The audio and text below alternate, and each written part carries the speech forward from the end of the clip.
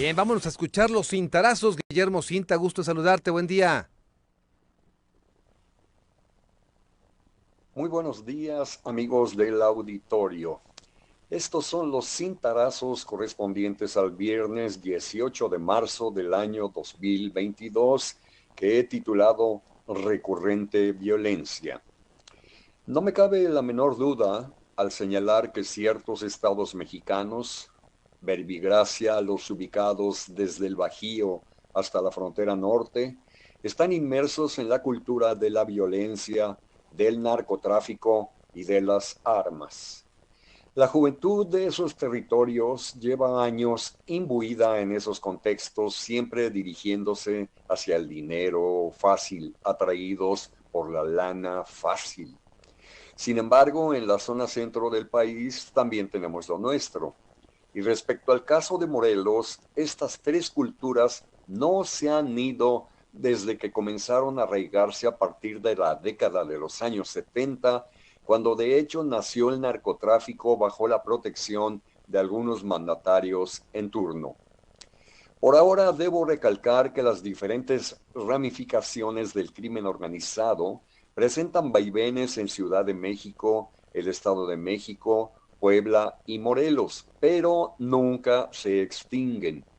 No solo nos afecta el narcomenudeo, sino también los asaltos con violencia, los secuestros, la extorsión, el robo de vehículos automotores y la trata de personas. Son los delitos de alto impacto y representan una de las principales vulnerabilidades de los gobernadores de dichas entidades federativas. Obviamente, acrecientan la percepción social de inseguridad e indefensión frente a la arraigada creencia del no pasa nada si me acerco a las autoridades a denunciar tal o cual hecho delictivo. Hace no mucho tiempo, el secretario de Gobierno del Estado, el titular de la Secretaría de Gobierno, Pablo Héctor Ojeda, declaró que la impunidad, es decir, los delitos que no se sancionan, alcanza el 95% o más. Cuando inicié mi carrera periodística en 1973, cualquier ciudadano sabía que algunas zonas de Morelos se caracterizaban por la cultura de la violencia, quizás no a la manera del vecino estado de Guerrero allá y entonces, pero aquí ya teníamos lo nuestro. Un ejemplo de ello fue la región oriente, donde el pistolerismo y la cultura de la violencia eran comunes. Los hombres se mataban simplemente por quítame estas pajas o porque ese sujeto me agravió en un territorio, el estatal, el de Morelos, en donde aparte hay otro problema grave que es el alcoholismo.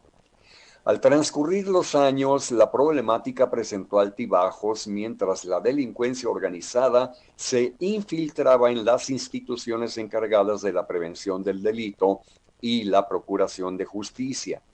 Asimismo, el pistolerismo se extendió a todo el estado, sobre todo en la zona metropolitana de Cuernavaca, que constituyen nuestra capital, Jiutepec, Xochitepec, Temisco y también los municipios norteños de Huitzilac y Tepoztlán. El narcotráfico básicamente erigió una estructura de control sobre muchas comunidades paralela a la del gobierno en los órdenes federal, estatal y municipal. Fue así como la cultura de la violencia a nivel doméstico cambió y se tornó bestial, como la hemos constatado en años recientes. Los desmembramientos, la aparición de personas, de sujetos embolsados pero desmembrados, cabezas por acá, un brazo, una pierna por allá, es una demostración de esta situación que se tornó bestial. Desde mi particular punto de vista, en Morelos todavía padecemos una cultura de la violencia que se mezcla con la cultura del narco y la comercialización de armas. Duele decirlo, pero los morelenses hemos avanzado rápidamente hacia la pérdida de nuestra capacidad de asombro, tal como se repite en otras regiones mexicanas. Nos acostumbramos a la violencia. Según Johan Galtung, sociólogo noruego experto en conflictos sociales, la violencia es como un iceberg, es decir, la parte visible, es mucho más pequeña que las inobservables y tipifica tres tipos de violencia: la violencia directa, la violencia estructural y la violencia cultural. La violencia directa es posible y se concreta con comportamientos respondiendo a actos de violencia. La estructural, la peor, según Galtung, se centra en el conjunto de estructuras que impiden la satisfacción de las necesidades y se concreta en la negación de las mismas necesidades. Y la cultural, que crea un marco legitimador de la violencia y se concreta en actitudes. Esto es lo peor que nos pudiese suceder.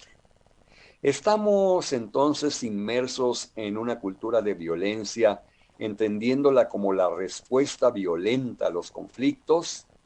En el caso concreto de los morelenses, la vemos como algo natural, normal e incluso como la única manera viable de hacer frente a los problemas y disputas que nos encontramos a diario. Desde mi particular punto de vista, respondo con un rotundo sí. A lo largo de casi 50 años de carrera periodística, he visto la evolución y el enquistamiento de la violencia en mi entidad natal. En otro entrego periodístico voy a platicar con ustedes sobre la historia del narcotráfico en el estado de Morelos, que como ya lo dije, como tal, se comenzó a arraigar en la primera mitad de la década de los 70s y ya no digamos en el régimen de 1976 a 1982. Pero eso es otra historia. Señoras y señores, les deseo que les vaya muy bien este viernes y que desde luego en nuestro queridísimo estado de Morelos la pasen ustedes muy, muy bien durante este fin de semana. Hasta el lunes.